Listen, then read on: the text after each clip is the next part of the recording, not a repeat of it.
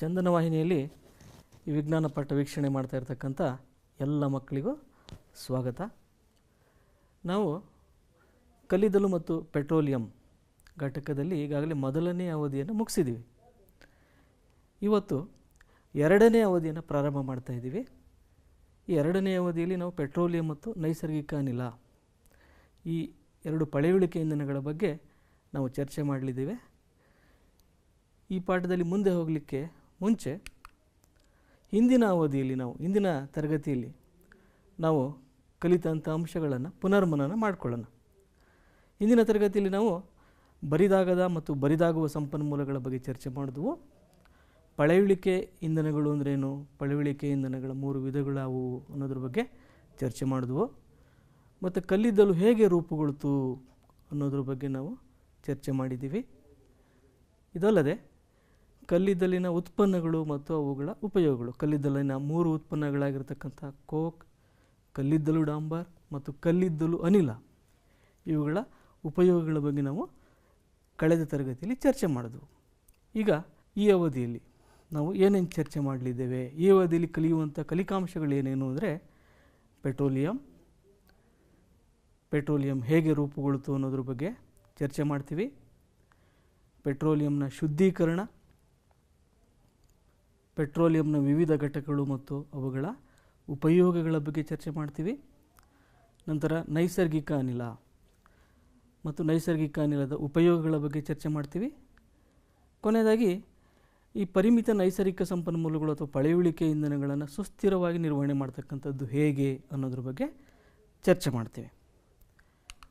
ಮೊದಲಿಗೆ ಪೆಟ್ರೋಲಿಯಂನಿಂದ ಪ್ರಾರಂಭ ಮಾಡೋಣ ಮಕ್ಕಳೇ. ಪೆಟ್ರೋಲಿಯಂ ಒಂದು ಹಲವಾರು ಇಂಧನಗಳ ಮಿಶ್ರಣ. ಪೆಟ್ರೋಲಿಯಂನಲ್ಲಿ ಹಲವಾರು ಇಂಧನಗಳಿದ್ದಾವೆ. ಪ್ರಮುಖವಾಗಿ ಪೆಟ್ರೋಲಿಯಂ ಗ್ಯಾಸ್, ಅದನ್ನು ದ್ರವೀಕರಿಸಿ ಲಿಕ್ವಿಫೈಡ್ ಪೆಟ್ರೋಲಿಯಂ ಗ್ಯಾಸ್ LPG ರೂಪದಲ್ಲಿ ಬಳಸ್ತೀವಿ.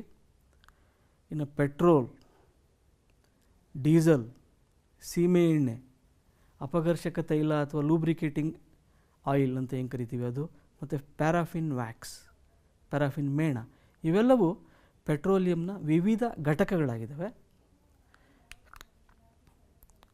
ಸಾಮಾನ್ಯವಾಗಿ ನಾವು ಮೋಟಾರ್ ಸೈಕಲ್ ಮತ್ತು ಕಾರುಗಳಂಥ ಲಘು ವಾಹನಗಳಲ್ಲಿ ಪೆಟ್ರೋಲನ್ನು ಇಂಧನವಾಗಿ ಬಳಸ್ತೀವಿ ಅಲ್ವಾ, ನಾವೆಲ್ಲ ಬಳಸ್ತೀವಿ. ಇನ್ನು ಟ್ರಕ್ ಮತ್ತು ಬಸ್ಗಳಂಥ, ಲಾರಿ ಮತ್ತು ಬಸ್ಸುಗಳಂಥ ಭಾರೀ ವಾಹನಗಳಲ್ಲಿ ನಾವು ಯಾವುದನ್ನು ಇಂಧನವಾಗಿ ಬಳಸ್ತೀವಿ ನಿಮಗೆಲ್ಲ ಗೊತ್ತಿದೆ, ಡೀಸೆಲನ್ನು ಇಂಧನವಾಗಿ ಬಳಸ್ತೀವಿ ಅಲ್ವಾ. ಇವೆಲ್ಲವೂ ಪೆಟ್ರೋಲಿಯಂನ ಘಟಕಗಳು. ಪೆಟ್ರೋಲ್ ಮತ್ತು ಡೀಸೆಲ್ಗಳನ್ನು ನಾವು ಪೆಟ್ರೋಲಿಯಂ ಎಂಬ ನೈಸರ್ಗಿಕ ಸಂಪನ್ಮೂಲದಿಂದ ಪಡಿತೀವಿ. ಈ ಪೆಟ್ರೋಲಿಯಂ ತೈಲ ಎಲ್ಲಿರುತ್ತೆ, ಭೂಮಿಯ ಆಳದಲ್ಲಿ ಬಂಡೆಗಳ ನಡುವಿನಿಂದ ಅದನ್ನು ಗಣಿಗಾರಿಕೆ ಮೂಲಕ ಆಚೆ ತೆಗಿತೀವಿ. ನೋಡಿ ಮಕ್ಕಳ, ಈ ಚಿತ್ರವನ್ನು ಗಮನಿಸಿ. ಇಲ್ಲಿ ನೋಡಿ, ಬಂಡೆಗಳ ಕೆಳಗೆ ಏನಿದೆ, ಗ್ಯಾಸ್ ಅಂದರೆ ನೈಸರ್ಗಿಕ ಅನಿಲ ಇದೆ. ನೈಸರ್ಗಿಕ ಅನಿಲದ ಕೆಳಗಡೆ ಪೆಟ್ರೋಲಿಯಂ ತೈಲ, ಆಯಿಲ್ ಅಂತ ಇದೆ ನೋಡಿ, ಇಲ್ಲಿ ಪೆಟ್ರೋಲಿಯಂ ತೈಲ ಇದೆ. ಪೆಟ್ರೋಲಿಯಂ ತೈಲದ ಕೆಳಗಡೆ ನೀರಿದೆ. ನೋಡಿ, ಆ ಚಿತ್ರವನ್ನು ಗಮನಿಸಿದ್ರಲ್ಲ ನೀವು, ಆ ಚಿತ್ರದಲ್ಲಿ ಪೆಟ್ರೋಲಿಯಂ ತೈಲ ಮತ್ತು ನೈಸರ್ಗಿಕ ಅನಿಲದ ಪದರಗಳು ನೀರಿನ ಮೇಲ್ಭಾಗದಲ್ಲಿ ಕಂಡುಬರ್ತವೆ. ಕಾರಣ ಏನಿರ್ಬೋದು ಊಹೆ ಮಾಡ್ತೀರಾ? ನಿಮಗೆ ಈಗಾಗಲೇ ಗೊತ್ತಿದೆ, ಯಾವುದೇ ವಸ್ತು ನೀರಿಗಿಂತ ಹಗುರವಿದ್ದರೆ ಅದು ನೀರಿನ ಮೇಲೆ ತೇಲ್ತದೆ ಅಲ್ವಾ. ಹಾಗಾದರೆ ಪೆಟ್ರೋಲಿಯಂ ನೀರಿಗಿಂತ ಹಗುರ ಇದೆಯೋ ಭಾರ ಇದೆಯೋ? Very good, ಹಗುರವಿದೆ. ಪೆಟ್ರೋಲಿಯಂ ತೈಲ ನೀರಿಗಿಂತ ಹಗುರ ಇರೋದರಿಂದ ಮತ್ತು ಪೆಟ್ರೋಲಿಯಂ ನೀರಿನೊಂದಿಗೆ ಸೇರೋದಿಲ್ಲ, ಬೆರೆಯೋದಿಲ್ಲ. ಹಾಗಾಗಿ ಪೆಟ್ರೋಲಿಯಂ ಹಗುರವಾಗಿರೋದ್ರಿಂದ ಮತ್ತು ನೀರಿನೊಂದಿಗೆ ಬೆರೆಯದಿರೋದ್ರಿಂದ ಅದು ನೀರಿನ ಮೇಲ್ಭಾಗದಲ್ಲಿ ಕಾಣಿಸ್ಕೊಳ್ತದೆ. ಇನ್ನು ಪೆಟ್ರೋಲಿಯಂ ಪದ ಹೇಗೆ ರೂಪುಗೊಂಡಿದೆ? ಈ ಪೆಟ್ರೋಲಿಯಂ ಎರಡು ಪದಗಳು ಸೇರಿ ಆಗಿರ್ತಕ್ಕಂಥ ಒಂದು ಮಿಶ್ರ ಪದ ಅದು ಪೆಟ್ರೋಲಿಯಂ. ಇಲ್ಲಿ ಪೆಟ್ರಾ ಅಂದರೆ ಬಂಡೆ, ಓಲಿಯಂ ಎಂದರೆ ಎಣ್ಣೆ. ಓಕೆ, ಈ ಪೆಟ್ರಾ ಮತ್ತು ಓಲಿಯಂ ಈ ಎರಡೂ ಪದಗಳನ್ನು ಸೇರಿಸಿ ಪೆಟ್ರೋಲಿಯಂ ಎಂಬ ಪದ ರೂಪುಗೊಂಡಿದೆ. ಓಕೆ, ನಾವು ಪೆಟ್ರೋಲಿಯಮನ್ನು ಕಲ್ಲೆಣ್ಣೆ ಅಂತ ಕೂಡ ಕರಿಬೋದು. ಕನ್ನಡದಲ್ಲಿ ಸರಳವಾಗಿ ಕಲ್ಲೆಣ್ಣೆ, ಬಂಡೆಗಳ ನಡುವೆ ಸಿಗ್ತಕ್ಕಂಥ ಎಣ್ಣೆ ಅಂತ ಕರಿಬೋದು ನಾವು ಬೇಕಾದರೆ. ಇಲ್ಲಿ ನಾವು ಪೆಟ್ರೋಲಿಯಂ ಹೇಗೆ ರೂಪುಗೊಳ್ಳುತ್ತದೆ ಅನ್ನೋದ್ರ ಬಗ್ಗೆ ಒಂದು ಸಣ್ಣ ವಿಡಿಯೋ ತುಣುಕನ್ನು ನೋಡ್ಕೊಂಡು ಬರೋಣ. ಪೆಟ್ರೋಲಿಯಂ ಹೇಗೆ ರೂಪುಗೊಂಡಿದೆ ಈ ಬಗ್ಗೆ ತಿಳ್ಕೊಳ್ಳೋಣ. ಸಮುದ್ರದಲ್ಲಿ ವಾಸಿಸುವಂತಹ ಜೀವಿಗಳಿಂದ ಪೆಟ್ರೋಲಿಯಂ ಉಂಟಾಗಿದೆ. ಈ ಜೀವಿಗಳು ಸತ್ತಾಗ ಅವುಗಳ ದೇಹಗಳು ಸಮುದ್ರದ ತಳವನ್ನು ಸೇರುತ್ತವೆ ಮತ್ತು ಮರಳು ಮತ್ತು ಜೇಡಿಮಣ್ಣಿನ ಪದರಗಳಿಂದ ಆವರಿಸಲ್ಪಡುತ್ತವೆ. ಮಿಲಿಯನ್ ಗಟ್ಟಲೆ ವರ್ಷಗಳಲ್ಲಿ ಗಾಳಿಯ ಅನುಪಸ್ಥಿತಿ, ಹೆಚ್ಚಿನ ತಾಪ ಮತ್ತು ಹೆಚ್ಚಿನ ಒತ್ತಡ ಸತ್ತ ಜೀವಿಗಳನ್ನು ಪೆಟ್ರೋಲಿಯಂ ಮತ್ತು ನೈಸರ್ಗಿಕ ಅನಿಲವಾಗಿ ಪರಿವರ್ತಿಸುತ್ತದೆ. ಸಾಮಾನ್ಯವಾಗಿ ಪೆಟ್ರೋಲಿಯಂ ಭೂಗರ್ಭದಲ್ಲಿ ನೀರಿನ ಮೇಲ್ಭಾಗದಲ್ಲಿ ಕಂಡುಬರುತ್ತದೆ. ಯಾಕಿರ್ಬೋದು ಗೊತ್ತಾ? ಯಾಕೆಂದರೆ ಪೆಟ್ರೋಲಿಯಂ ನೀರಿಗಿಂತಲೂ ಹಗುರವಾಗಿದೆ, ಅದರ ಸಾಂದ್ರತೆ ನೀರಿಗಿಂತಲೂ ಕಡಿಮೆ ಮತ್ತು ಪೆಟ್ರೋಲಿಯಂ ಒಂದು ನವೀಕರಿಸಲಾಗದ ಇಂಧನ. ಪೆಟ್ರೋಲಿಯಂ ಮೊದಲಿಗೆ 1859ರಲ್ಲಿ ಅಮೆರಿಕದ ಪೆನ್ಸಿಲ್ವೇನಿಯಾದಲ್ಲಿ ಸಿಗ್ತದೆ. 8 ವರ್ಷಗಳ ತರುವಾಯ 1867ರಲ್ಲಿ ಅಸ್ಸಾಂನ ಮಾಕಂನಲ್ಲಿ ತೈಲಬಾವಿ ಕೊರೆಯಲಾಯಿತು. ಭಾರತದಲ್ಲಿ ಅಸ್ಸಾಂ, ಗುಜರಾತ್, ಮುಂಬೈ ಹೈ ಮತ್ತು ಗೋದಾವರಿ, ಕೃಷ್ಣಾ ನದಿಗಳ ಅಳಿವೆ ಪ್ರದೇಶಗಳಲ್ಲಿ ಪೆಟ್ರೋಲಿಯಂ ದೊರೆಯುತ್ತದೆ. ಇನ್ನು ಮುಂದಿನ ಹಂತ ಪೆಟ್ರೋಲಿಯಂ ಶುದ್ಧೀಕರಣ. ಈ ಪೆಟ್ರೋಲಿಯಂ ಅನ್ನೋದು ಒಂದು ಅಹಿತಕರ ವಾಸನೆಯನ್ನು ಹೊಂದಿರತಕ್ಕಂಥ ಕಪ್ಪು ತೈಲದಂತಹ ದ್ರವ. ಇದರಲ್ಲಿ ಪೆಟ್ರೋಲಿಯಂ ಅನಿಲ, ಪೆಟ್ರೋಲ್, ಡೀಸೆಲ್, ಸೀಮೆ ಎಣ್ಣೆ, ಅಪಘರ್ಷಕ ತೈಲ, ಪ್ಯಾರಾಫಿನ್ ಮೇಣ ಮೊದಲಾದ ಘಟಕಗಳು ಇವೆ. ಹಾಗಾಗಿ ಇದೊಂದು ಮಿಶ್ರಣ, ಹಲವು ಇಂಧನಗಳ ಮಿಶ್ರಣ.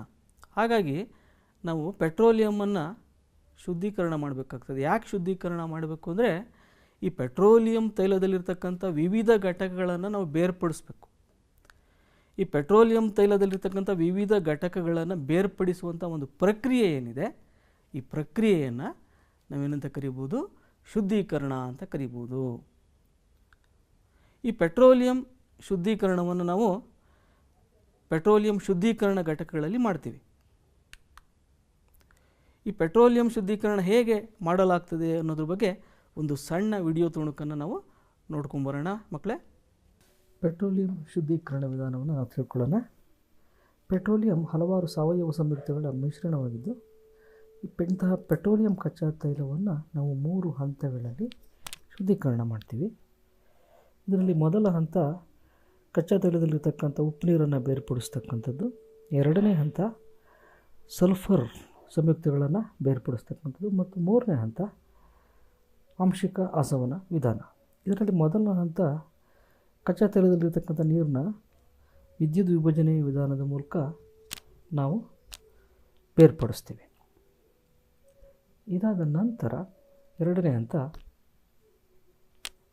ಸಲ್ಫರ್ ಸಂಯುಕ್ತಗಳನ್ನು ಬೇರ್ಪಡಿಸ್ತಕ್ಕಂಥದ್ದು. ಸಲ್ಫರ್ ಸಂಯುಕ್ತಗಳನ್ನು ಕಾಪರ್ ಆಕ್ಸೈಡ್ನೊಂದಿಗೆ ವರ್ತಿಸುವಂತೆ ಮಾಡಿದಾಗ ಏನಾಗುತ್ತೆ, ಕಾಪರ್ ಸಲ್ಫೇಟ್ನ ಒತ್ತಡ ಉಂಟಾಗುತ್ತೆ. ಆ ಒತ್ತಡವನ್ನು ಬೇರ್ಪಡಿಸಿ ನಾವು ಪೆಟ್ರೋಲಿಯಂ ಕಚ್ಚಾ ತೈಲವನ್ನು ಶುದ್ಧೀಕರಿಸ್ತೀವಿ. ಇದು ಎರಡನೇ ಹಂತದಲ್ಲಿ ಮಾಡ್ತಕ್ಕಂಥದ್ದು. ಇನ್ನು ಮೂರನೇ ಹಂತದಲ್ಲಿ ಆಂಶಿಕ ಆಸವನ ವಿಧಾನ.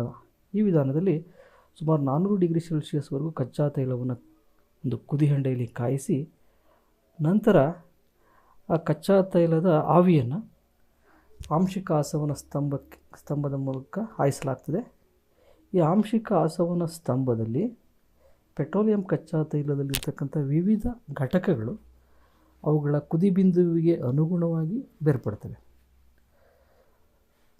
ಆಸವನ ಸ್ತಂಭದ ಅತ್ಯಂತ ಕೆಳಭಾಗದಲ್ಲಿ ಅತ್ಯಂತ ಹೆಚ್ಚು ಕುದಿಬಿಂದುವನ್ನು ಹೊಂದಿರತಕ್ಕಂಥ ಘಟಕ ಬೇರ್ಪಟ್ಟರೆ, ಅತ್ಯಂತ ಮೇಲ್ಭಾಗದಲ್ಲಿ ಅತ್ಯಂತ ಕಡಿಮೆ ಕುದಿಬಿಂದುವನ್ನು ಹೊಂದಿರತಕ್ಕಂತಹ ಘಟಕ ಬೇರ್ಪಡುತ್ತೆ.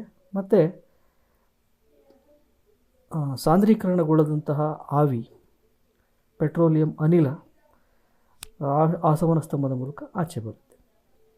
ಈ ಥರ ಪೆಟ್ರೋಲಿಯಂ ಕಚ್ಚಾ ತೈಲದಲ್ಲಿ ಇರತಕ್ಕಂತಹ ಪೆಟ್ರೋಲಿಯಂ ಅನಿಲ ಪೆಟ್ರೋಲಿಯಂ ಈಥರ್, ಪೆಟ್ರೋಲ್, ಸೀಮೆ ಎಣ್ಣೆ, ಡೀಸೆಲ್ ಮತ್ತು ಲೂಬ್ರಿಕೆಂಟ್ ಆಯಿಲ್ ಅಥವಾ ಅಪಘರ್ಷಕ ತೈಲ ಇವುಗಳನ್ನು ನಾವು ಬೇರ್ಪಡಿಸ್ತೀವಿ.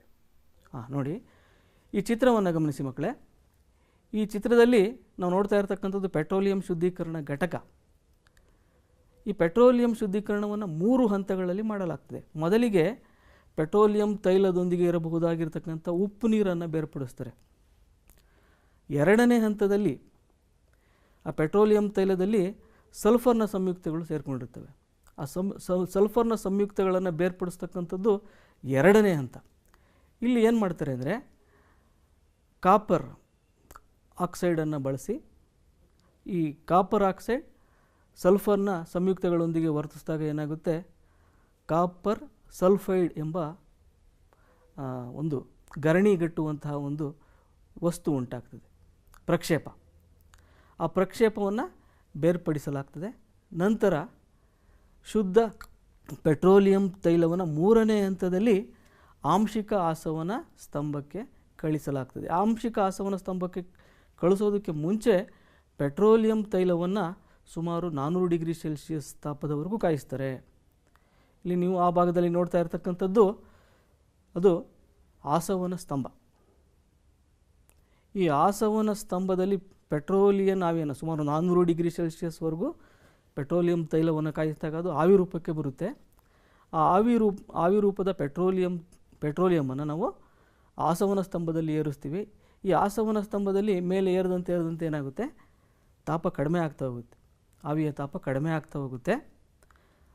ಈ ಆಸವನ ಸ್ತಂಭದ ಅತ್ಯಂತ ಕೆಳಗಡೆ ಅತ್ಯಂತ ಹೆಚ್ಚು ಕುದಿಬಿಂದುವನ್ನು ಹೊಂದಿರತಕ್ಕಂಥ ಅಪಘರ್ಷಕ ತೈಲ ಅದು ಮೊದಲಿಗೆ ಸಾಂದ್ರೀಕರಣಗೊಳ್ಳುತ್ತೆ. ಅದನ್ನು ಒಂದು ಪ್ರತ್ಯೇಕ ಹೊರಗಿಂಡಿಯ ಮೂಲಕ ಆಚೆ ತೆಗಿತಾರೆ. ಇನ್ನು ಆಸವನ ಸ್ತಂಭದ ಅತ್ಯಂತ ಮೇಲ್ಭಾಗದಲ್ಲಿ ಅತ್ಯಂತ ಕಡಿಮೆ ಕುದಿಬಿಂದುವನ್ನು ಹೊಂದಿರತಕ್ಕಂಥ ಪೆಟ್ರೋಲ್ ಸಾಂದ್ರೀಕರಣಗೊಳ್ಳುತ್ತದೆ. ಈ ರೀತಿ ಈ ಪೆಟ್ರೋಲಿಯಂ ತೈಲದಲ್ಲಿರ್ತಕ್ಕಂಥ ವಿವಿಧ ಘಟಕಗಳು ಈ ಆಸವನ ಸ್ತಂಭದ ಬೇರೆ ಬೇರೆ ಹಂತದಲ್ಲಿ ಸಾಂದ್ರೀಕರಣಗೊಂಡು ಪ್ರತ್ಯೇಕಗೊಳ್ಳುತ್ತವೆ. ಇನ್ನು ಕೊನೆಯಲ್ಲಿ ಸಾಂದ್ರೀಕರಣಗೊಳ್ಳದೇ ಇರತಕ್ಕಂಥ ಪೆಟ್ರೋಲಿಯಂ ಅನಿಲ ಆಚೆ ಬರುತ್ತೆ. ಆ ಪೆಟ್ರೋಲಿಯಂ ಅನಿಲವನ್ನೇ ನಾವು ಹೆಚ್ಚಿನ ಒತ್ತಡದಲ್ಲಿ ಸಂಗ್ರಹಿಸಿ ಏನು ಮಾಡ್ತೀವಿ, ಅದನ್ನು ದ್ರವೀಕೃತ ಪೆಟ್ರೋಲಿಯಂ ಅನಿಲ, ಲಿಕ್ವಿಫೈಡ್ ಪೆಟ್ರೋಲಿಯಂ ಗ್ಯಾಸ್, LPG ಆಗಿ ಬಳಸ್ತೀವಿ. ಮಕ್ಕಳೇ, ನಾವೀಗ ಪೆಟ್ರೋಲಿಯಂನ ವಿವಿಧ ಘಟಕಗಳ ಉಪಯೋಗಗಳನ್ನು ಚರ್ಚೆ ಮಾಡೋಣ. ಮೊದಲನೇದು ದ್ರವೀಕೃತ ಪೆಟ್ರೋಲಿಯಂ ಅನಿಲ. ಇದು ನೋಡ್ರಿ, ಆಸವನ ಸ್ತಂಭದಲ್ಲಿ ಸಾಂದ್ರೀಕರಣಗೊಳ್ಳದೇ ಇರತಕ್ಕಂಥ ಅನಿಲ ಏನಿದೆ ಅದು ಆಸವನ ಸ್ತಂಭದಿಂದ ಆಚೆ ಬರ್ತದೆ. ಆಚೆ ಬರ್ತಕ್ಕಂಥ ಆ ಅನಿಲವನ್ನು ಹೆಚ್ಚಿನ ಒತ್ತಡದಲ್ಲಿ ಸಂಗ್ರಹಿಸಿದಾಗ ಅದು ದ್ರವರೂಪಕ್ಕೆ ಬರುತ್ತೆ. ಅದಕ್ಕೆ ಅದನ್ನು ದ್ರವೀಕೃತ ಪೆಟ್ರೋಲಿಯಂ ಅನಿಲ ಅಥವಾ ಲಿಕ್ವಿಫೈಡ್ ಪೆಟ್ರೋಲಿಯಂ ಗ್ಯಾಸ್ ಅಂತ ಕರಿತೀವಿ. ಇವತ್ತು ನಾವೆಲ್ಲ ಮನೆಯಲ್ಲಿ ಸಾಮಾನ್ಯವಾಗಿ ಬಳಸ್ತಾ ಇರತಕ್ಕಂಥ ಇಂಧನ, ಗೃಹ ಬಳಕೆ ಇಂಧನ ಯಾವುದಪ್ಪ ಅಂದರೆ LPG ಅಲ್ವಾ. ಎಲ್ಲ LPG ಮೂಲಕನೇ ನಾವು ಇವತ್ತು ಮನೆಯಲ್ಲಿ ಅಡುಗೆ ಮಾಡ್ತಾಯಿದ್ದೀವಿ. ಗೃಹ ಬಳಕೆ ಇಂಧನವಾಗಿ ಇದನ್ನು ಬಳಸ್ತೀವಿ. ಅತ್ಯಂತ ಜನಪ್ರಿಯ ಗೃಹ ಬಳಕೆ ಇಂಧನವಾಗಿ ಇದು ಉಪಯೋಗದಲ್ಲಿದೆ ಅಲ್ವಾ. ಮತ್ತು ಇದನ್ನು ಕೈಗಾರಿಕಾ ಇಂಧನವಾಗಿಯೂ ಸಹ ಬಳಸ್ತಾರೆ. ಇನ್ನು ಎರಡನೇ ಘಟಕಕ್ಕೆ ಬರೋದಾದರೆ ಪೆಟ್ರೋಲ್ ನಮಗೆಲ್ಲ ಗೊತ್ತಿದೆ. ಇದು ಲಘು ವಾಹನಗಳು, ನಮ್ಮ ಮೋಟರ್ ಬೈಕ್ಗಳು, ಸ್ಕೂಟ್ರುಗಳು, ಕಾರುಗಳು, ಇಂತಹ ಲಘು ವಾಹನಗಳಲ್ಲಿ ಇದನ್ನು ಇಂಧನವಾಗಿ ಬಳಸ್ತಾರೆ. ಜೊತೆಗೆ ಇದು ವೈಮಾನಿಕ ಇಂಧನವಾಗಿಯೂ ಬಳಕೆಯಾಗುತ್ತೆ. ಜೊತೆಗೆ ಶುಷ್ಕ ಒಗೆತ ಅಂದರೆ ನಿಮ್ಗೆ ಇಂಗ್ಲೀಷ್ನಲ್ಲಿ ಹೇಳಿದ್ರೆ ಅರ್ಥ ಆಗ್ತದೆ, ಡ್ರೈ ಕ್ಲೀನಿಂಗ್ನಲ್ಲಿ ಇದನ್ನು ದ್ರಾವಕ ಸಾಲ್ವೆಂಟಾಗಿ ಬಳಸ್ತಾರೆ. ಯಾವುದೇ ಒಂದು ಮಾರ್ಜಕವನ್ನು ಬಳಸಿದ್ರೂ ಒಗೆದೇ ಇರತಕ್ಕಂಥ ಜಿಡ್ಡಿನ ಕಲೆ ಮುಂತಾದವುಗಳನ್ನು ಶುಷ್ಕ ಒಗೆತದಲ್ಲಿ ಸ್ವಚ್ಛಗೊಳಿಸಲಿಕ್ಕೆ ನಾವು ಪೆಟ್ರೋಲನ್ನು ದ್ರಾವಕವಾಗಿ ಬಳಸ್ತೀವಿ. ಇನ್ನು ಪೆಟ್ರೋಲಿಯಂನ 3ನೇ ಪ್ರಮುಖ ಘಟಕ ಸೀಮೆ ಎಣ್ಣೆ ಉಪಯೋಗ ನಮಗೆಲ್ಲ ಗೊತ್ತಿದೆ. ಹಿಂದೆ ಸಾಮಾನ್ಯವಾಗಿ ದೀಪಗಳನ್ನು ಉರಿಸಲಿಕ್ಕೆ ಸೀಮೆ ಎಣ್ಣೆಯನ್ನು ಬಳಸ್ತಾ ಇದ್ದರು. ಇದಲ್ಲದೆ ಸೀಮೆ ಎಣ್ಣೆ ಸ್ಟವ್ಗಳು ಸಹ ಇವತ್ತಿಗೂ ಸಹ ಕೆಲವರೆಲ್ಲ ಬಳಸ್ತಾರೆ. ಹಾಗಾಗಿ ಇದನ್ನು ಗೃಹ ಬಳಕೆ ಇಂಧನವಾಗಿಯೂ ಸಹ ಅಡುಗೆ ಮಾಡಲಿಕ್ಕೆ ಬಳಸ್ಬೋದು. ಮತ್ತು ದೀಪಗಳನ್ನು ಉರಿಸಲಿಕ್ಕೆ ಬಳಸ್ಬೋದು. ಮತ್ತು ಇದರ ಇನ್ನೊಂದು ಪ್ರಮುಖ ಉಪಯೋಗ ಏನಪ್ಪ ಅಂದರೆ ಜೆಟ್ ವಿಮಾನಗಳ ಇಂಧನವಾಗಿ ಇದನ್ನು ಬಳಸಲಾಗ್ತದೆ. ಇನ್ನು 4ನೇ ಘಟಕ, ಪೆಟ್ರೋಲಿಯಂನ 4ನೇ ಘಟಕ ಡೀಸೆಲ್. ಡೀಸೆಲ್ ಏನಿದೆ, ಈ ಡೀಸೆಲನ್ನು ನಾವು ಭಾರೀ ವಾಹನಗಳು ಅಂದರೆ ಲಾರಿ, ಬಸ್ಸು, ಟ್ರಕ್ಗಳು, ಈ ಭಾರೀ ವಾಹನಗಳಲ್ಲಿ ನಾವು ಇದನ್ನು ಇಂಧನವಾಗಿ ಬಳಸ್ತೀವಿ. ಮತ್ತು ವಿದ್ಯುತ್ ಜನಕಗಳು ಅಂದರೆ ಜನ್ಸೆಟ್ಗಳು ಬಳಸ್ತಾರಲ್ಲ, ಆ ಜನರೇಟರ್ಗಳಲ್ಲೂ ಸಹ ಇದನ್ನು ಇಂಧನವಾಗಿ ಬಳಸಲಾಗ್ತದೆ. ಇನ್ನು ಪೆಟ್ರೋಲಿಯಂನ 5ನೇ ಘಟಕ ಲೂಬ್ರಿಕೆಂಟ್ ಆಯಿಲ್ ಅಥವಾ ಅಪಘರ್ಷಕ ತೈಲ. ಈ ಅಪಘರ್ಷಕ ತೈಲವನ್ನು ಎಲ್ಲಿ ಬಳಸ್ತೀವಿ? ಘರ್ಷಣೆ ನಿವಾರಕವಾಗಿ. ಯಾಕೆಂದರೆ ಸಾಮಾನ್ಯವಾಗಿ ನೀವೆಲ್ಲ ಗೇರ್ ಬಾಕ್ಸ್ ಆಯಿಲ್ ಇವೆಲ್ಲ ಕೇಳಿರ್ತೀರ, engine oil, gear box oil. ಇಲ್ಲಿ ಗೇರ್ಗಳು ಸವಿಯದಂತೆ, ಗೇರ್ಗಳು ಸದಾ ಘರ್ಷಣೆಯಲ್ಲಿರೋದ್ರಿಂದ ತಿರುಗಬೇಕಾದ್ರೆ ಘರ್ಷಣೆಯಲ್ಲಿರ್ತವೆ. ಆ ಘರ್ಷಣೆಯನ್ನು ಕಡಿಮೆ ಮಾಡಲಿಕ್ಕೆ ಘರ್ಷಣೆ ನಿವಾರಕವಾಗಿ ನಾವು ಈ ಅಪಘರ್ಷಕ ತೈಲವನ್ನು ಬಳಸ್ತೀವಿ. ಇನ್ನು ಪ್ಯಾರಾಫಿನ್ ವ್ಯಾಕ್ಸ್, ಪ್ಯಾರಾಫಿನ್ ಮೇಣ.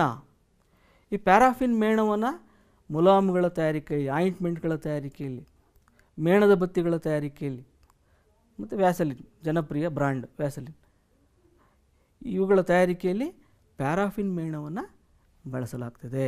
ಇನ್ನು ಕೊನೆಯದಾಗಿ ಬಿಟುಮೆನ್. ನಿನ್ನೆ ಅವಧಿಯಲ್ಲಿ ನಾವು ಚರ್ಚೆ ಮಾಡಿದ್ವಿ ಹಿಂದಿನ ತರಗತಿಯಲ್ಲಿ. ಕಲ್ಲಿದ್ದಲು ಡಾಂಬರಿಗೆ ಪರ್ಯಾಯವಾಗಿ ಇವತ್ತು ರಸ್ತೆ ನಿರ್ಮಾಣದಲ್ಲಿ ಬಿಟುಮೆನ್ನನ್ನು ಬಳಸ್ತಾ ಇದ್ದಾರೆ ಹೆಚ್ಚಾಗಿ ಅಂತ. ಓಕೆ, ಇದು ಸಹ ಪೆಟ್ರೋಲಿಯಂನ ಒಂದು ಘಟಕ ಬಿಟುಮೆನ್. ಇದನ್ನು ರಸ್ತೆ ನಿರ್ಮಾಣದಲ್ಲಿ ಬಳಸ್ತಾರೆ, ಮತ್ತು ಕೆಲವು ಸಂಶ್ಲೇಷಿತ ಬಣ್ಣಗಳ ತಯಾರಿಕೆಗೂ ಸಹ ಈ ಬಿಟುಮೆನ್ನನ್ನು ಬಳಸಲಾಗ್ತದೆ. ಇನ್ನು ಪೆಟ್ರೋ ರಾಸಾಯನಿಕಗಳು, ನೀವಿಲ್ಲಿ ಚಿತ್ರದಲ್ಲಿ ನೋಡ್ಬೋದು, ನಾನಾ ವಸ್ತುಗಳಿವೆ. ಪ್ಲಾಸ್ಟಿಕ್ ಕವರ್ ಇದೆ, ಮಾರ್ಜಕ ಡಿಟರ್ಜೆಂಟ್ ಇದೆ, ಅಲ್ಲಿ ಒಬ್ಬ ವ್ಯಕ್ತಿ ಬೆಳೆಗೆ ಗೊಬ್ಬರವನ್ನು ಹಾಕ್ತಾ ಇದ್ದಾನೆ. ಇನ್ನು ಕೇಬಲ್, ಈ ಥರದ ವಸ್ತುಗಳನ್ನೆಲ್ಲ ನೀವು ಅಲ್ಲಿ ಚಿತ್ರದಲ್ಲಿ ನೋಡ್ತಾ ಇದ್ದೀರಾ. ಈ ಪೆಟ್ರೋಲಿಯಂ ಮತ್ತು ನೈಸರ್ಗಿಕ ಅನಿಲದಿಂದ ನಾವು ಅನೇಕ ಉಪಯುಕ್ತವಾದಂಥ ವಸ್ತುಗಳನ್ನು ಪಡಿತೀವಿ. ಈ ಪೆಟ್ರೋಲಿಯಂನಿಂದ ಮತ್ತು ನೈಸರ್ಗಿಕ ಅನಿಲದಿಂದ ಪಡಿತಕ್ಕಂಥ ಉಪಯುಕ್ತ ವಸ್ತುಗಳಿಗೆ ನಾವು ಪೆಟ್ರೋ ರಾಸಾಯನಿಕಗಳು ಅಂತ ಕರೀತೀವಿ. ಸಾಮಾನ್ಯವಾಗಿ ಪೆಟ್ರೋ ರಾಸಾಯನಿಕಗಳನ್ನು ಎಲ್ಲೆಲ್ಲಿ ಬಳಸ್ತಾರೆ? ಮಾರ್ಜಕಗಳು ಅಂದರೆ ಡಿಟರ್ಜೆಂಟ್ಸ್, ಬಟ್ಟೆ ಒಗಿಲಿಕ್ಕೆ ಬಳಸ್ತಕ್ಕಂಥ ಡಿಟರ್ಜೆಂಟ್ಸ್ಗಳ ತಯಾರಿಕೆ, ಮಾರ್ಜಕಗಳು ಅಂತ ಕನ್ನಡದಲ್ಲಿ ಅಂತೀವಿ, ಇಂಗ್ಲೀಷಲ್ಲಿ ಡಿಟರ್ಜೆಂಟ್ಸ್ ಅಂತೀವಿ. ಈ ಡಿಟರ್ಜೆಂಟ್ಗಳ ತಯಾರಿಕೆಯಲ್ಲಿ ಬಳಸ್ತಾರೆ. ಸಂಶ್ಲೇಷಿತ ಎಳೆಗಳು ಅಂದರೆ ಸಿಂಥೆಟಿಕ್ ಫೈಬರ್ಸ್. ಎಕ್ಸಾಂಪಲ್, ಉದಾಹರಣೆಗೆ ಪಾಲಿಯೆಸ್ಟರ್, ನೈಲಾನ್, ಅಕ್ರಿಲಿಕ್ ಮುಂತಾದ ನೂಲುಗಳು ಅಥವಾ ಎಳೆಗಳು ಏನಿದ್ದಾವೆ, ಈ ಕೃತಕ ಅಥವಾ ಸಂಶ್ಲೇಷಿತ ಎಳೆಗಳ ಉತ್ಪಾದನೆಯಲ್ಲಿಯೂ ಪೆಟ್ರೋ ರಾಸಾಯನಿಕಗಳನ್ನು ಬಳಸಲಾಗ್ತದೆ. ಇನ್ನು ಪಾಲಿಥೀನ್ ಮತ್ತು ಇತರ ಪ್ಲಾಸ್ಟಿಕ್ಗಳ ತಯಾರಿಕೆಯಲ್ಲಿ ಪಾಲಿಥೀನ್ ಕವರ್ಗಳನ್ನು ನಾವು ದಿನನಿತ್ಯ ಬಳಸ್ತೀವಿ ಅಲ್ವಾ? ಈ ಪಾಲಿಥೀನ್ ಮತ್ತು ಇತರ ಪ್ಲಾಸ್ಟಿಕ್ಗಳು, PVC ಮುಂತಾದ ಕೃತಕ ಪಾಲಿಮರ್ಗಳು, ಟೆಫ್ಲಾನ್, ಈ ಥರ ಬೇರೆ ಬೇರೆ ಕೃತಕ ಪಾಲಿಮರ್ಗಳು, ಪ್ಲಾಸ್ಟಿಕ್ಗಳು, ಇವುಗಳ ತಯಾರಿಕೆಯಲ್ಲಿ ಪೆಟ್ರೋ ರಾಸಾಯನಿಕಗಳನ್ನು ಬಳಸ್ತಾರೆ. ಇನ್ನು ನೈಸರ್ಗಿಕ ಅನಿಲದಿಂದ ಪಡಿತಕ್ಕಂಥ ಹೈಡ್ರೋಜನ್ ಅನಿಲವನ್ನು ಬಳಸಿ ಅಮೋನಿಯಾ ಮತ್ತು ರಸಗೊಬ್ಬರ, ಯೂರಿಯಾ ಅಂತ ರಸಗೊಬ್ಬರಗಳನ್ನು ತಯಾರಿಸಲಾಗ್ತದೆ. ನೀವು ಚಿತ್ರದಲ್ಲಿ ನೋಡಿದ್ರೆ ಒಬ್ಬ ರೈತ ಬೆಳೆಗೆ ಗೊಬ್ಬರವನ್ನು ಹಾಕ್ತಾ ಇದ್ದ. ಇಲ್ಲಿ ಆ ಯೂರಿಯಾವನ್ನು ತಯಾರು ಮಾಡಲಿಕ್ಕೆ ಬಳಸ್ತಕ್ಕಂಥದ್ದು ನೈಸರ್ಗಿಕ ಅನಿಲದಿಂದ ಪಡೆದಂತಹ ಹೈಡ್ರೋಜನ್ ಅನಿಲ, ಅದನ್ನು ಕಚ್ಚಾ ವಸ್ತುವಾಗಿ ಬಳಸ್ತಾರೆ. ನೋಡಿರಿ, ಈ ಪೆಟ್ರೋಲಿಯಂಗೆ ಎಷ್ಟು ಮಹತ್ವ ಇದೆ ಅಂದರೆ, ನಮ್ಮ ದಿನನಿತ್ಯ ಜೀವನದಲ್ಲಿ ನಾವು ಪೆಟ್ರೋಲಿಯಂನ ಹಲವಾರು ಉತ್ಪನ್ನಗಳನ್ನು ಬಳಸ್ತೀವಿ, ಪೆಟ್ರೋ ರಾಸಾಯನಿಕಗಳನ್ನು ಬಳಸ್ತೀವಿ. ಇವೆಲ್ಲವುಗಳ ಮೂಲ ಪೆಟ್ರೋಲಿಯಂ ತೈಲ ಅಲ್ವಾ? ಹಾಗಾಗಿ ವಾಣಿಜ್ಯಿಕವಾಗಿ ಹೆಚ್ಚು ಮಹತ್ವವನ್ನು ಪಡೆದಿರೋದರಿಂದ ನಾವು ಪೆಟ್ರೋಲಿಯಮನ್ನು ಏನಂತ ಕರಿಬೋದು? ಕಪ್ಪು ಚಿನ್ನ ಅಂತ ಕರೀತಾರೆ. ಇನ್ನು ಮೊಟ್ಟ ಮೊದಲ ತೈಲ ಬಾವಿಯನ್ನು ಅಮೇರಿಕಾ ದೇಶದಲ್ಲಿ, USA ಪೆನ್ಸಿಲ್ವೇನಿಯಾದಲ್ಲಿ 1859ರಲ್ಲಿ ಅದನ್ನು ಕೊರೆಯಲಾಯಿತು. ಭಾರತದಲ್ಲಿ ಮೊಟ್ಟ ಮೊದಲ ಬಾರಿಗೆ ಅಸ್ಸಾಂನ ಮಾಕಮ್ನಲ್ಲಿ 8 ವರ್ಷಗಳ ನಂತರ, ಪೆನ್ಸಿಲ್ವೇನಿಯಾದಲ್ಲಿ ತೈಲ ಬಾವಿಯನ್ನು ಕೊರೆದ 8 ವರ್ಷಗಳ ನಂತರ ಅಸ್ಸಾಂನ ಮಾಕುಮ್ನಲ್ಲಿ ಭಾರತದ ಮೊದಲ ತೈಲ ಬಾವಿಯನ್ನು ಕೊರೆಯಲಾಯಿತು. ಭಾರತದಲ್ಲಿ ಪೆಟ್ರೋಲಿಯಂ ತೈಲ ಸಿಗ್ತಕ್ಕಂಥ ಪ್ರಮುಖವಾದಂತಹ ರಾಜ್ಯಗಳು, ಪ್ರದೇಶಗಳು ಯಾವ್ಯಾವಪ್ಪ ಅಂದರೆ ಅಸ್ಸಾಂ. ನೀವು ಚಿತ್ರದಲ್ಲಿ ನೋಡ್ಬೋದಲ್ಲಿ, ಅಸ್ಸಾಂನಲ್ಲಿ, ಗುಜರಾತ್ನಲ್ಲಿ, ಮುಂಬೈ ಹೈ, ಬಾಂಬೆ ಹೈ ಅಥವಾ ಮುಂಬೈ ಹೈ ಅಂತ ಕರಿತೀವಲ್ಲ, ಈ ಪ್ರದೇಶದಲ್ಲಿ, ಮತ್ತು ಗೋದಾವರಿ ಮತ್ತು ಕೃಷ್ಣಾ ನದಿಗಳ ಮುಖಜ ಭೂಮಿ ಅಥವಾ ಅಳಿವೆ ಪ್ರದೇಶದಲ್ಲಿ ಪೆಟ್ರೋಲಿಯಂ ದೊರೀತದೆ. ಮಕ್ಕಳೇ, ಈ ಬಗ್ಗೆ ಚರ್ಚೆ ಮಾಡಿ. ಸತ್ತ ಜೀವಿಗಳಿಂದ ಕಲ್ಲಿದ್ದಲು, ಪೆಟ್ರೋಲಿಯಂ ಮತ್ತು ನೈಸರ್ಗಿಕ ಅನಿಲಗಳನ್ನು ನಾವು ಪ್ರಯೋಗಾಲಯದಲ್ಲಿ ತಯಾರಿಸಬಹುದಾ? ಯೋಚನೆ ಮಾಡಿರಿ. ಓಕೆ, ನೋಡೋಣ. ಈ ಪೆಟ್ರೋಲಿಯಂ ಇರ್ಬೋದು, ಕಲ್ಲಿದ್ದಲಿರ್ಬೋದು, ನೈಸರ್ಗಿಕ ಅನಿಲ ಇರ್ಬೋದು, ಇವುಗಳು ಉಂಟಾಗ್ತಕ್ಕಂಥ ಒಂದು ಪ್ರಕ್ರಿಯೆ ಏನಿದೆ, ಇದು ಭಾಳ ನಿಧಾನವಾದಂಥ ಪ್ರಕ್ರಿಯೆ, ನಿಧಾನಗತಿಯ ಪ್ರಕ್ರಿಯೆ. ಇವುಗಳು ಉಂಟಾಗಲಿಕ್ಕೆ ಮಿಲಿಯನ್ ಗಟ್ಟಲೆ ವರ್ಷಗಳು ಬೇಕಾಗ್ತದೆ. ಮತ್ತು ಹಲವಾರು ನಿಬಂಧನೆಗಳು, ಹೆಚ್ಚಿನ ಒತ್ತಡ, ತಾಪ, ಇವುಗಳನ್ನೆಲ್ಲ ನಾವು ಪ್ರಯೋಗಾಲಯದಲ್ಲಿ ಸೃಷ್ಟಿಸಲು ಸಾಧ್ಯವಾಗೋದಿಲ್ಲ. ಏಕೆಂದರೆ ಇದು ಭಾಳ ನಿಧಾನಗತಿಯ ಪ್ರಕ್ರಿಯೆ. ಹಾಗಾಗಿ ಪೆಟ್ರೋಲಿಯಮ್ಮನ್ನು ನಾವು ಪ್ರಯೋಗಾಲಯದಲ್ಲಿ ತಕ್ಷಣವೇ ತಯಾರಿಸಲಿಕ್ಕೆ ಆಗಲ್ಲ. ಇನ್ನು ನೈಸರ್ಗಿಕ ಅನಿಲ. ನೈಸರ್ಗಿಕ ಅನಿಲ ಸಾಮಾನ್ಯವಾಗಿ ಪೆಟ್ರೋಲಿಯಂ ನಿಕ್ಷೇಪದ ಮೇಲ್ಭಾಗದಲ್ಲೇ ಸಿಗ್ತದೆ. ಈ ನೈಸರ್ಗಿಕ ಅನಿಲವು ಒಂದು ಅತ್ಯಂತ ಪ್ರಮುಖ ಪಳೆಯುಳಿಕೆ ಇಂಧನ. ಯಾಕಪ್ಪ ಅಂದರೆ ಇದು ಅನಿಲವಾಗಿರೋದ್ರಿಂದ ಇದನ್ನು ಸುಲಭವಾಗಿ ಕೊಳವೆಗಳ ಮೂಲಕ ಸಾಗಾಣಿಕೆ ಮಾಡಲಿಕ್ಕೆ ಸಾಧ್ಯವಾಗ್ತದೆ. ಮತ್ತು ಇನ್ನೊಂದೇನಪ್ಪ ಅಂದರೆ ಸಂಪೀಡಿತ ನೈಸರ್ಗಿಕ ಅನಿಲ. ಸಾಮಾನ್ಯವಾಗಿ ನಾವು ನೈಸರ್ಗಿಕ ಅನಿಲವನ್ನು ಹೆಚ್ಚಿನ ಒತ್ತಡದಲ್ಲಿ ಸಂಗ್ರಹಿಸ್ತೀವಿ. ಈ ನೈಸರ್ಗಿಕ ಅನಿಲವನ್ನು ಹೆಚ್ಚಿನ ಒತ್ತಡದಲ್ಲಿ ನಾವು ಸಂಗ್ರಹಿಸಿ ಸಂಪೀಡಿತ ನೈಸರ್ಗಿಕ ಅನಿಲದ ರೂಪದಲ್ಲಿ ನಾವು ಬಳಸ್ತೀವಿ. ಇದನ್ನು ನಾವು ಸಂಪೀಡಿತ ನೈಸರ್ಗಿಕ ಅನಿಲವನ್ನು ನಾವು CNG ಅಂತ ಕರಿತೀವಿ. ಅಂದರೆ ಕಂಪ್ರೆಸ್ಡ್ ನ್ಯಾಚುರಲ್ ಗ್ಯಾಸ್, ಸಂಪೀಡಿತ ನೈಸರ್ಗಿಕ ಅನಿಲ. ಈ ಸಂಪೀಡಿತ ನೈಸರ್ಗಿಕ ಅನಿಲ ಏನಿದೆ, ಇದು ಕಡಿಮೆ ಮಲಿನಕಾರಿಯಾಗಿದೆ. ಹಾಗಾಗಿ ಇದನ್ನು ಸಾರಿಗೆ ವಾಹನಗಳಲ್ಲಿ ಇಂಧನವಾಗಿ ಇವತ್ತು ಹೆಚ್ಚಾಗಿ ಬಳಸ್ತೀವಿ. ನೀವೆಲ್ಲ ಸಾಮಾನ್ಯವಾಗಿ ನೋಡಿರ್ಬೋದು, ದೆಹಲಿಯಂತಹ ನಗರಗಳಲ್ಲಿ, ಮಹಾನಗರಗಳಲ್ಲಿ ಹೆಚ್ಚು ವಾಯುಮಾಲಿನ್ಯ ಉಂಟಾಗ್ತಿದೆ ಡೀಸೆಲ್ ಬಳಕೆಯಿಂದಾಗಿ. ಹಾಗಾಗಿ ಅಲ್ಲಿ ಬಸ್ ಮತ್ತು ಟ್ರಕ್ಗಳ ಇಂಧನವಾಗಿ ಇವತ್ತು CNG, ಕಂಪ್ರೆಸ್ಡ್ ನ್ಯಾಚುರಲ್ ಗ್ಯಾಸ್ ಅಥವಾ ಸಂಪೀಡಿತ ನೈಸರ್ಗಿಕ ಅನಿಲ ಬಳಕೆಯಲ್ಲಿದೆ. ಹಾಗಾಗಿ ವಾಯುಮಾಲಿನ್ಯವನ್ನು ಕಡಿಮೆ ಮಾಡಲಿಕ್ಕೆ ಸಂಪೀಡಿತ ನೈಸರ್ಗಿಕ ಅನಿಲವನ್ನು ಬಳಸ್ತಕ್ಕಂಥ ಪ್ರಮಾಣ ಇತ್ತೀಚಿನ ದಿನಗಳಲ್ಲಿ, ಅದರಲ್ಲೂ ಮಹಾನಗರ ಪ್ರದೇಶಗಳಲ್ಲಿ ಹೆಚ್ಚಾಗ್ತಾ ಇದೆ. ಈ ಸಂಪೀಡಿತ ನೈಸರ್ಗಿಕ ಅನಿಲ ಏನಿದೆ, ಇದು ಭಾಳ ಪರಿಶುದ್ಧವಾದಂತಹ ಇಂಧನ. ಈ CNG ಅತಿ ದೊಡ್ಡ ಅನುಕೂಲ ಏನಪ್ಪ ಅಂದರೆ, ಇದನ್ನು ಕೊಳವೆಗಳ ಮೂಲಕ ಸುಲಭವಾಗಿ ಸರಬರಾಜು ಮಾಡಲಿಕ್ಕೆ ಸಾಧ್ಯವಾಗ್ತದೆ. ಮನೆಗಳಿಗೆ, ಕಾರ್ಖಾನೆಗಳಿಗೆ ಕೊಳವೆಗಳ ಮೂಲಕ ಸುಲಭವಾಗಿ ಇದನ್ನು ಸರಬರಾಜು ಮಾಡಿ ಉರಿಸ್ಬೋದು. ಇನ್ನು ನೈಸರ್ಗಿಕ ಅನಿಲದ ಉಪಯೋಗಗಳೇನಪ್ಪ ಅಂದರೆ, ಇತ್ತೀಚಿನ ದಿನಗಳಲ್ಲಿ ನಾನು ಹೇಳಿದೆ ಈಗಾಗಲೇ, ವಾಯುಮಾಲಿನ್ಯವನ್ನು ಕಡಿಮೆ ಮಾಡಲಿಕ್ಕೆ ನಾವು ಸಾರಿಗೆ ವಾಹನಗಳಲ್ಲಿ ಡೀಸೆಲ್ಗೆ ಪರ್ಯಾಯವಾಗಿ ಈ ನೈಸರ್ಗಿಕ ಅನಿಲವನ್ನು ಬಳಸ್ತಾ ಇದ್ದೀವಿ. ಇನ್ನು ಅನೇಕ ರಾಸಾಯನಿಕಗಳು ಮತ್ತು ರಾಸಾಯನಿಕ ಗೊಬ್ಬರಗಳ ತಯಾರಿಕೆಯಲ್ಲಿ ಈ ನೈಸರ್ಗಿಕ ಅನಿಲವನ್ನು ಕಚ್ಚಾ ವಸ್ತುವಾಗಿ ಬಳಸಲಾಗ್ತದೆ. ಇನ್ನು ಭಾರತದಲ್ಲಿ ನೈಸರ್ಗಿಕ ಅನಿಲದ ಲಭ್ಯತೆ. ಭಾರತದಲ್ಲಿ ನೈಸರ್ಗಿಕ ಅನಿಲ ಸಾಮಾನ್ಯವಾಗಿ ಎಲ್ಲೆಲ್ಲಿ ಸಿಗ್ತಾ ಇದೆ ಅಂದರೆ, ತ್ರಿಪುರ, ರಾಜಸ್ಥಾನ್, ಮಹಾರಾಷ್ಟ್ರ ಮತ್ತು ಕೃಷ್ಣಾ ಗೋದಾವರಿ ನದಿಗಳ ಮುಖಜ ಭೂಮಿಗಳಲ್ಲಿ ನೈಸರ್ಗಿಕ ಅನಿಲ ಸಿಗ್ತಾ ಇದೆ. ಇನ್ನು ಪಳೆಯುಳಿಕೆ ಇಂಧನಗಳ ಸುಸ್ಥಿರ ನಿರ್ವಹಣೆ. ಸುಸ್ಥಿರ ಅಂದರೆ ವಿವೇಕಯುತವಾಗಿ ದೀರ್ಘಕಾಲ ಅವು ಲಭ್ಯವಿರುವಂತೆ ಬಳಕೆ ಮಾಡ್ತಕ್ಕಂಥದ್ದು, ನಿರ್ವಹಣೆ ಮಾಡ್ತಕ್ಕಂಥದ್ದು. ಪಳೆಯುಳಿಕೆ ಇಂಧನಗಳನ್ನು ಯಾಕೆ ಸುಸ್ಥಿರವಾಗಿ ನಾವು ನಿರ್ವಹಣೆ ಮಾಡಬೇಕು? ಏಕೆಂದರೆ ಇವು ಬರಿದಾಗುವಂಥ ಸಂಪನ್ಮೂಲಗಳು. ಇವುಗಳ ಬಳಕೆ ಹೆಚ್ಚೆಚ್ಚು ಮಾಡದಂತೆ ಇವುಗಳ ಪ್ರಮಾಣ ಕಡಿಮೆ ಆಗ್ತಾ ಹೋಗ್ತದೆ. ಸೀಮಿತ ಪ್ರಮಾಣದಲ್ಲಿರ್ತಕ್ಕಂಥ ಸಂಪನ್ಮೂಲಗಳಿವು. ಹಾಗಾಗಿ ಇವುಗಳನ್ನು ಭಾಳ ಮಿತವ್ಯಯವಾಗಿ ಬಳಕೆ ಮಾಡಬೇಕು. ಇವುಗಳನ್ನು ಮಿತವ್ಯಯವಾಗಿ ಬಳಕೆ ಮಾಡೋದ್ರಿಂದ ಪರಿಸರ ಉತ್ತಮಗೊಳ್ಳುತ್ತದೆ. ಏಕೆಂದರೆ ಈ ಪಳೆಯುಳಿಕೆ ಇಂಧನಗಳ ದಹನ ಕ್ರಿಯೆಯಿಂದ ಹಲವಾರು ವಾಯುಮಾಲಿನ್ಯಕಾರಕ ಅನಿಲಗಳು ವಾತಾವರಣಕ್ಕೆ ಬಿಡುಗಡೆ ಆಗ್ತವೆ. ಇವುಗಳ ಬಳಕೆಯನ್ನು ಕಡಿಮೆ ಮಾಡೋದ್ರಿಂದ ಏನಾಗುತ್ತೆ, ಈ ವಾಯುಮಾಲಿನ್ಯಕಾರಕ ಅನಿಲಗಳ ಬಿಡುಗಡೆ ಕಡಿಮೆಯಾಗಿ ಪರಿಸರ ಸ್ವಚ್ಛವಾಗ್ತದೆ, ಉತ್ತಮಗೊಳ್ಳುತ್ತದೆ. ಇನ್ನು ಜಾಗತಿಕ ತಾಪಮಾನದ ಹೆಚ್ಚಳದ ಅಪಾಯ ಕಡಿಮೆ ಆಗುತ್ತೆ.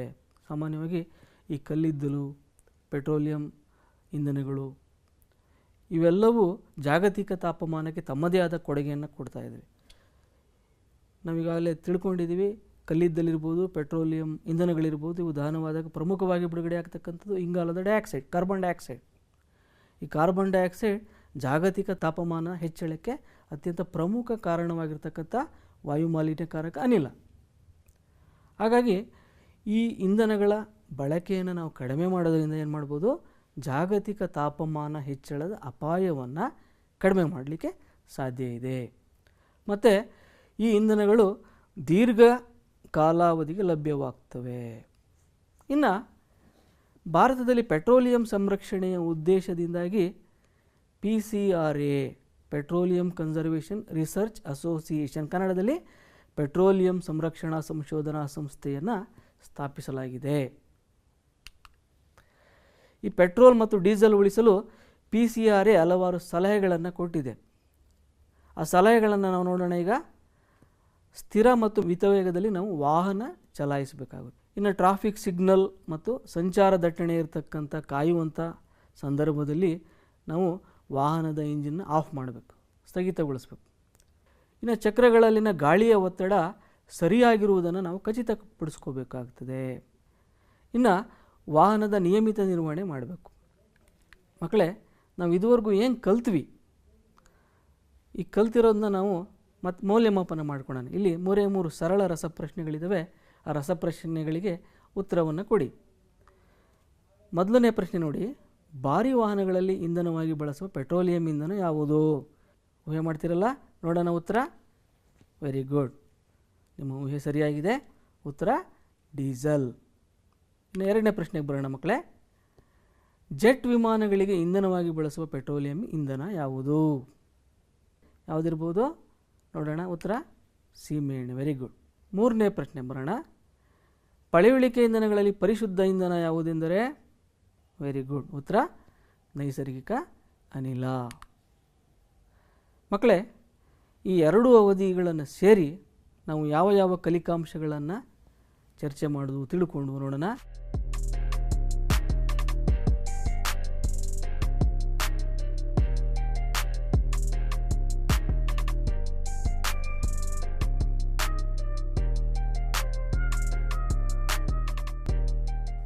ಮಕ್ಕಳೇ, ಈಗ ಗೃಹ ಕಾರ್ಯ, ನೀವು ನಿಮ್ಮ ಶಿಕ್ಷಕರಿಗೆ ಈ ಗೃಹ ಕಾರ್ಯವನ್ನು ಕಂಪ್ಲೀಟ್ ಮಾಡಿ ತೋರಿಸ್ಬೇಕಾಗ್ತದೆ. ಗೃಹ ಕಾರ್ಯದಲ್ಲಿ 4 ಪ್ರಶ್ನೆಗಳನ್ನು ಇಲ್ಲಿ ಕೊಟ್ಟಿದೆ. ಆ 4 ಪ್ರಶ್ನೆಗಳಿಗೆ ಹೋಮ್ವರ್ಕ್ನಲ್ಲಿ ಉತ್ತರ ಬರೀರಿ ಮತ್ತು ನಿಮ್ಮ ಶಿಕ್ಷಕರಿಗೆ ತೋರಿಸ್ರಿ. ಮೊದಲನೇ ಪ್ರಶ್ನೆ, ಪೆಟ್ರೋಲಿಯಂ ತೈಲ ಹೇಗೆ ರೂಪುಗೊಂಡಿದೆ ವಿವರಿಸಿ. ಡೀಸೆಲ್ ಬಳಕೆಗಿಂತ CNGಯ ಬಳಕೆ ಉತ್ತಮ, ಈ ಹೇಳಿಕೆಯನ್ನು ಸಮರ್ಥಿಸಿ. ಪೆಟ್ರೋಲಿಯಂನ ವಿವಿಧ ಘಟಕಗಳ ಉಪಯೋಗಗಳ ಪಟ್ಟಿಯನ್ನು ತಯಾರಿಸಿ. ಮತ್ತು ಕೊನೆಯ ಪ್ರಶ್ನೆ, ಪೆಟ್ರೋಲ್ ಡೀಸೆಲ್ ಉಳಿಸಲು ನಿಮ್ಮ ರಚನಾತ್ಮಕ ಸಲಹೆಗಳನ್ನು ಪಟ್ಟಿ ಮಾಡಿ. ಮಕ್ಕಳೇ, ನಾವು ಈ ಎರಡೂ ಅವಧಿಗಳಲ್ಲಿ ಕಲ್ಲಿದ್ದಲು ಮತ್ತು ಪೆಟ್ರೋಲಿಯಂನ ಬಗ್ಗೆ ಸಾಕಷ್ಟು ವಿಷಯಗಳನ್ನು ಚರ್ಚೆ ಮಾಡಿ ಭಾಳಷ್ಟು ಕಲ್ತಿದ್ದೀವಿ. ನಿಮ್ಮೆಲ್ಲರಿಗೂ ವಂದನೆಗಳನ್ನು ಹೇಳ್ತೀನಿ. ಎಲ್ಲರಿಗೂ ನಮಸ್ಕಾರಗಳು.